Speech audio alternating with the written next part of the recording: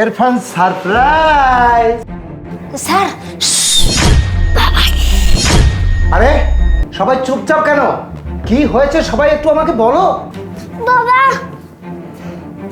বাবা আস্তে কথা বলো। আরে আমার ঘর আমার বাড়ি, আমি কেন আস্তে কথা বলবো? হ্যাঁ স্যার, আপনি একটু আস্তে কথা বলুন না। আরে আমি বুঝতে পারছি না, আজকে তো তোমার মায়ের বার্থডে, আর সেই কারণে আজকে আমি এই যে কত কিছু নিয়ে এসেছি, আর তোমরা এই আজকের দিনে এসে গ্যাঞ্জাম করতেছো, আমাকে চুপ থাকতে বলতেছো। আরে না, এটা দিয়ে হবে না। তোমার মা কোথায় দেখি, চলো না। স্যার আমরা যেতে পারবো না। হ্যাঁ বাবা, আমিও যেতে পারবো না। আচ্ছা বুঝতে পারছি, তোমরা থাকো, আমি একাই যাচ্ছি। স্যার স্যার আপনি যাবেন না স্যার।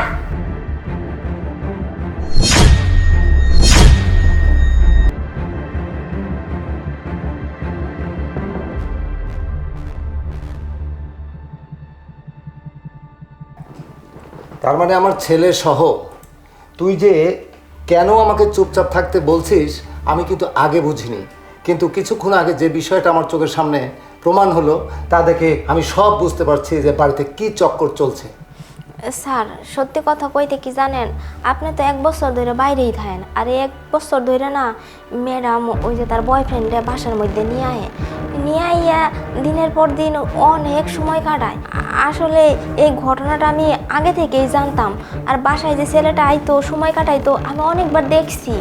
পরে ম্যাডামও দেখে ফেলাইছিল যে আমি আসলে দেখে ফেলাইছি। পরে আসলে ম্যাডাম আমার কইছে যে আপনার এইসব কোনো কিছু যাতে না কই, যদি কই তাহলে আমার চাকরি থেকে বাইর করে দিব। আর স্যার জানেন, এই যে আমারে না বেতন দেয় না, আজকে 7-8 মাস হয়ে গেছে কোনো বেতন দেয় না। তারপরেও কি করুম, আপনার এই যে ছেলেটার দিকে তাকাইয়া না আপনার বাসায় আমি কাজ করতেছি, আর অপেক্ষা করতেছি যে আপনি কবে আইবেন, কবে আপনার এইসব কথাগুলো কম। যাই হোক স্যার, আজকে আপনি আইয়ে পড়ছেন সময় মতো, আর সময় মতো আইয়ে যে আপনি তো নিজের চোখে দেখতে পারছেন আপনার বউ কি করছে। ঠিক আছে, সমস্যা নাই, তোকে অনেক অনেক ধন্যবাদ। তো যাই হোক, তোরা এখন যা, আর আমি দেখি বিষয়টা নিয়ে কি করা যায়। আইসে স্যার, ঠিক বাবা আছে। তুমি পড়তে যাও। আসো। 1 বছর হলো আমাকে ফাঁকি দিয়ে যাচ্ছিস না, আজকে তোর এমন ব্যবস্থা করব বুঝতে পারবি। আরে আরে ওঠো না, ওঠো তাড়াতাড়ি। কি হলো? আরে আমার হাজবেন্ড ফোন দিচ্ছে। তো কি হয়েছে? তোমার হাজবেন্ড তো আরে দাঁড়াও দেখি কে ফোন দিল আমাকে আবার। আরে দেখো না তাড়াতাড়ি। ও সমস্যা নেই, অফিস থেকে। এই শোনো, তোমার হাজবেন্ড তো আছে বর্ডারে, ও ফোন দিয়েছে, তো কি হয়েছে? তুমি এক কাজ করো, ফোনটা কেটে দাও, জানো, চলো তো। আরে তুমি কি পাগল হয়ে গেছো? ও মানলাম বর্ডার আছে, কিন্তু কোনো সমস্যা হয়েছে কি না, ও ঠিক আছে নাকি একবার ফোনটা রিসিভ করে দেখি না। আরে ওই বুড়োটার জন্য এত কেন দরদ তোমার উতলে পড়ছে?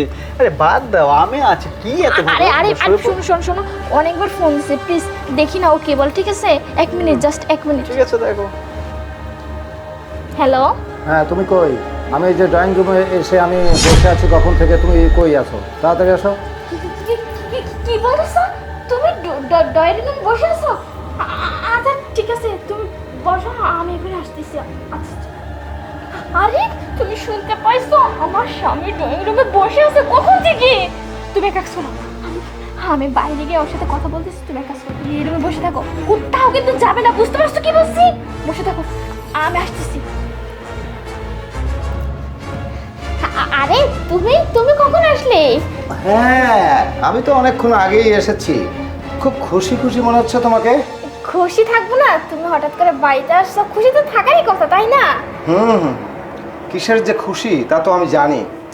আজকে তোমার বার্থডে, আর সেই কারণে আমি অনেক গিফট নিয়ে এসেছিলাম যে তোমাকে চমকে দিব, কিন্তু আমি তোমার জন্য গিফট নিয়ে এসে আমি নিজেই চমকেও গেলাম, কারণ যে বিষয়গুলো আমি দেখলাম সেটা আর বলার মতো না। আরে তুমি এসব কি বলছো? বিষয় কি দেখছো? আমি তো কিছুই বুঝতে পারতেছি না। আর সবসময় কি মজা করাটা ঠিক বলো? আজকে তোমার বার্থডে, তাই না? হ্যাঁ তোমার বার্থডে, আর বার্থডেতে তুমি কি করছো এই দিবসটিতে তুমি কি জানো? আমি কি করবো? আমি তো কিছুই করিনি, আমি শুয়েছিলাম রুমে, জাস্ট তুমি ফোন দিলে তাই আসলাম, আর কিছুই না তো। তুমি কিছুই করনি না? না না। এটা কি, এই নাগরটিকে? আসলে আমি লিমা, ইরফান এদিকে আসো।